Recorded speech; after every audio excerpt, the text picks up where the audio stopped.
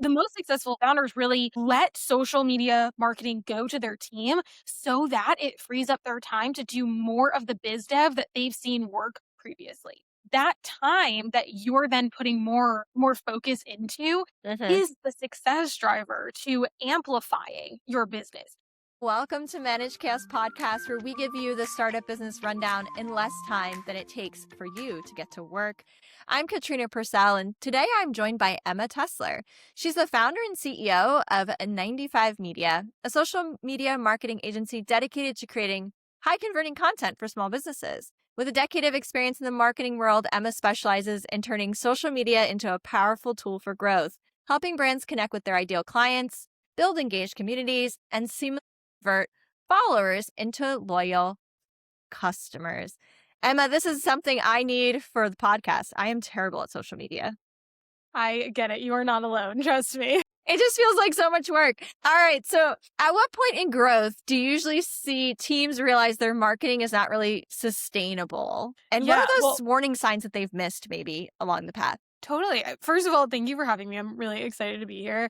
I think, it's an experience every founder goes through at a certain point of realizing, okay, marketing is something that we have to be doing. And yet I didn't really maybe think through who the right person would be to manage our marketing, but it's an essential part of our Yep. growth. And oftentimes I see a lot of new founders trying to do it all themselves. So we often come in and we're like, oh my gosh, you've been running this whole business and creating every single piece of content and replying to every single DM. Like, what in the world have you been doing?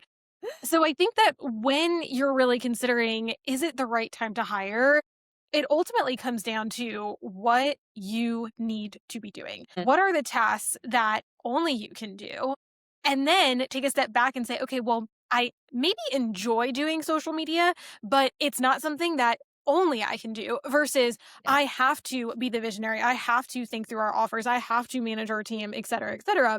And if social media is, maybe not the top one or two of those tasks, which, like, hint, it's not going to be, then it really is time to explore hiring. Now, there's like so many different ways you could hire. There's no right or wrong way to do it. But I would really look at what is like the lowest hanging fruit. What can you Mm. get out of your brain? Tell someone else how to do it. If you're looking for like just a contractor, an intern, a freelancer to do one small thing for you and then grow from there. Because at 95 Media, we really manage it all. We take on the entire marketing of your Okay. brand. And maybe that's not where you start, but is where you grow into. There's just a lot of different layers that you can consider, but I would highly recommend really taking a moment to yourself to think through, is this something I need to be doing? And if not, getting that support. Okay, that's a really good perspective. I think a lot of founders, especially the ones we've talked to, they actually like social media. And so they tend to not want to let it go quickly, right? They want it to still feel authentically their voice, especially if they're still very deep in founder-led sales. And so understanding that they can still have their voice there, they can still have their print on it, but someone else could be doing the legwork.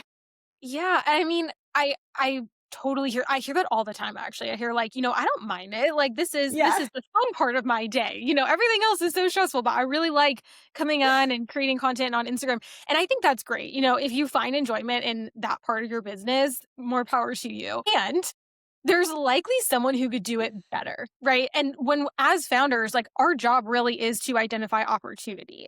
So Hmm. if you're looking at social and it's something that you like to do, but maybe you're not the best at it, it still falls into the category of not something that you have to be doing. I always tell our clients too, because we work with a lot of founder led brands where they are the face of the company. It is important that they're still involved. But, your involvement could be on the days that you have time, you get on stories and you just go and you have fun on stories and you show more behind the scenes than usual. And on the days that you're really busy, you don't have to worry about it because it's being handled Right. for you. That to me is a really big differentiator.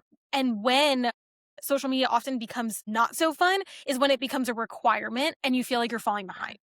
So if you know that a team or someone is managing your presence and your visibility in your community for you, you can pop in and you can have more fun because it's not something that you have to do. It's something that you get to do in your business. Right. Okay. So when we think about capacity, How should founders think about that in terms of building marketing systems, either for themselves or for their teams? Well, when it comes to capacity, I mean, everyone's capacity looks different. So Yes. ultimately, for you as a founder, it comes down to what do you want your day to look like and where might social media fall into that. And then on the flip side, as you begin to hire for support on the marketing side of things, it's also determining if someone on your team has the capacity to take on that work, but also do they have the skill to take on that work? Hmm. So often I hear founders be like, "Oh yeah, our summer intern was creating Canva graphics for us." While that might have worked, it probably didn't work to the degree that you would have been really happy about, right? Like, Right. what if you actually brought in someone who was so good at Canva graphics? Not only could they create a pretty graphic to post on Instagram, but it was sales driven. It had a marketing message in it. It had a goal behind it. There was strategy built into not only that post, but the next five as well. That is really the differentiator between, does someone have the capacity to take on a video edit or to take on a Canva graphic versus can we bring in someone whose sole capacity is dedicated towards this work and they're just so skilled that we're going to see better results than if anyone else were to manage this for us. Right. It's that zone of genius, right? It's just because someone can do it doesn't mean that they're the best at it or that they even love doing it. Yeah. So where do founders most commonly when you work with them bottleneck marketing systems and how does that impact team energy over time? I have a few examples, but you go first. Bottlenecking as founders is so easy to do because it's our baby. Like this business is what you've built and you care so much about it and you really want to most likely be involved in as much as you can. And that works up to a certain point. I even myself, like I find myself bottlenecking things and then I realize I'm like, okay, I need to like press pause on this and take a step back. We also work with a lot of founders who think they're ready to delegate their marketing. And then we get in there and they're like, wait, like I want to see every single post. I want to read every single graphic. I want to watch every single video. I want to give 3 rounds of edits on every single post. And the truth is, no one in your business, and this has like been a really hard lesson for me to learn, no one in your business is going to care as much about every little thing as you are, Hmm. but there is such a thing as good enough. Because if it's good enough to go out the door, then it can still drive results for you.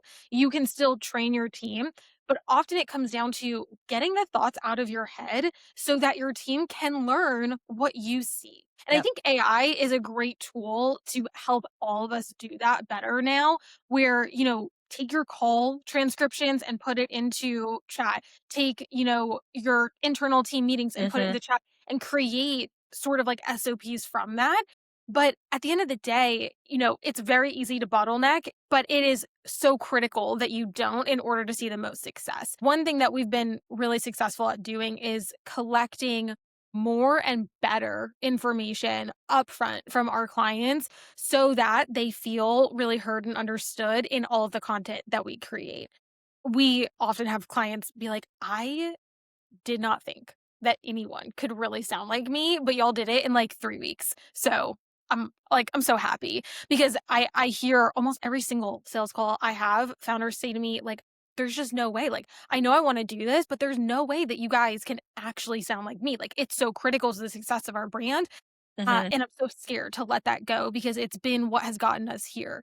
I totally get it, and I agree. Like, it definitely is what has gotten you here, but at the same time, it is something that you can translate for someone else to capture for you, and I would argue it's the most critical thing to do and get out of your brain because otherwise, you are bottlenecking not only your content, but really, like, your entire brand's growth at the end of the day. Yeah, I've worked with so many CEOs and founders who are so mired in, as you said, every word or every graphic that they're actually missing out on opportunities to sell or they're missing out on opportunities to talk to investors because they are so in the weeds on a social media post. And so it's that trade-off of thinking, not only am I bottlenecking all of my media, but I'm also bottlenecking my sales because I'm focused on social media, not Yeah. on sales. So, other than sort of learning that, yes, someone can sound like you, what mindset shift do founders really need to make to move from sort of, I'm doing the marketing to leading a team who's doing the marketing? Look at it as ultimately you are moving from an individual contributor in your business to a visionary. Like, it's pretty simple, right? Like, Mhm. we all start our business and we are doing everything. You are your marketing team, your sales team, your outreach team, your client relationship, your client success, like everything under the sun, you are doing it when you first start. Like, that is just the truth of the matter. And you can't scale a business like that. So, realizing the point, like, just to go back to like our very first question, like, what is that point where you realize you need to get support? It looks different for everyone, but Mhm. you have to be able to be, like, self-aware enough to realize when marketing has to come off your plate. I think the mindset shift really is, "I don't have to be doing this, so it does not need to be on my plate." I know it's so hard to not be an individual contributor, like, I myself am such a like worker. And I think that's what makes a really successful entrepreneur is that Yeah. you work hard, you put your head down, you will do whatever needs to be done to make this thing a success. But it unfortunately, you can only get so far working that hard on those things that are maybe like $25 tasks versus the $500 tasks that really require your time as a founder. Right. So what is the secret sauce to success? So when you've worked with a founder and initially they kind of are very hesitant or reluctant, what do you think is something that helps them to be successful other than the mindset shift? Well, in our partnership with founders, the most successful founders that we've seen do two things. So, one, they really trust us as their team. They have brain dumped to us. They've given us all of their marketing collateral. They've given us their everything within the brand. We can collect the rest. We shoot content with them. Like, we do all of the things Mhm. that allow us to capture their brand in a really great way. And they let us do our work. Like, are they reviewing it? Are they making sure it feels aligned? 100%, but they're not in the nitty gritty. That's part A. Like, Okay. let your people, whoever your people are, do their best work and they will. On the flip side, our most successful founders are not 100% reliant on their social media to do all of the work for them. And that might like be surprising, but there are so many brands that, you start a brand, you're like, "Oh, well, I'm looking around and I see everyone posting on Instagram. Like Instagram must be the thing that makes it work." And so once I hire someone, like now I don't need to think about sales. Now I don't need to think about lead generation. Like that's for them to do. In while, your marketing is a lead generating machine and it is created for visibility and getting in front of new eyes that like you as one person cannot do all of. It does not absolve you as a founder of going out and bringing in more work. I've wildly seen that so often where they're like, "Well, I hired y'all, like, all of our leads should be coming through social." I'm like, "Okay, yes, like, they are, but, like, you just started this. It can't be the thing that builds your business." So, Right. the most successful founders really let social media marketing go to their team so that it frees up their time to do more of the biz dev that they've seen work previously. That time that you're then putting more focus into Mhm. is the success driver to amplifying your business. Because imagine if you could do what you're doing right now, but 3x it. Because that's what our most successful clients do. So when we come in, they delegate their social, they let us own it. They then take that time that they've freed up and they go and build more connections, more relationships, have more sales calls, focus on their processes and their systems that then support returning customers. And it all comes together in this really beautiful sort of like tornado of growth in the very best way. So let's say someone's listening and they're thinking to themselves, oh my God, I don't have marketing collateral. I don't have all of these things. Is it too early to call Emma? Yeah, it's a great question. And the answer is most likely no. I can't say for everyone, but what I can say is that, our goal at 95 Media is that our clients don't actually have to film any content of their own. Video content is the number one challenge for every brand that we work with. Like, there's never enough time in the day. It falls to the bottom of your to do list. It gets moved week to week. So, what we actually do is we fly to our clients. We work remote in the US and we Mhm. work with brands across the country, but we fly to our clients once every single quarter and we shoot 3 months of content in 3 hours. So, Oh, this wow. means that our clients don't have to worry about content. They don't have to worry about photos and videos and new ideas throughout the quarter. We have got it handled because we have strategically outlined their next quarter's worth of content and we know exactly what we'll need to then backfill those gaps in the content calendar. And with that in mind, their content that we shoot with them is consistently and overarchingly the top performing content because we know what will work rather than you feeling like, oh my gosh, like I'm doing a million things and I have to film this thing and my audio's not right and the lighting sucks, but I know Emma told me to film this, so I just need to get it done and I'm gonna send it over to her and hope for the best. Like How'd we you have get in my head, Emma? Oh my gosh, like, we have found a way to avoid that stress because that's really what it is like, it's creating more stress for you rather than what should happen, in my opinion, is you hire an expert team and you just breathe out and you know it's handled for you. That's really my goal whenever we work with founders. So it's never really too early. There may be outside factors, but when it comes to content, I wouldn't worry about that because we have just got it handled for you and we want to provide just a really fantastic experience. So not only do you know it's handled, but it's actually performing better than ever. Perfect. Okay, so we're going to put links to you in the show notes, but what is the best way for folks to contact you? Yeah. So our Instagram is most active. It's 90.5.media, all spelled out. And our website, 95media.co. Again, spelled out. I'm sure it'll be in the show notes. But those Yeah. are our best ways to get in touch. And we'd love to sort of just learn where you're at and figure out how we might be able to best support you in this season of business, as well as where you're wanting to go. All right, perfect. Thank you so much, Emma, for joining us on this episode of Managed Chaos Podcast. We will see you back on the next episode.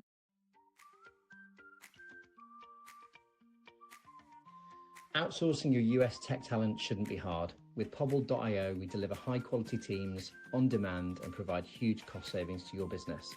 Try it now at Pobble.io. Mention the amazing guys at Managed Chaos when you email us and get a free market data report. Email contact@Pobble.io.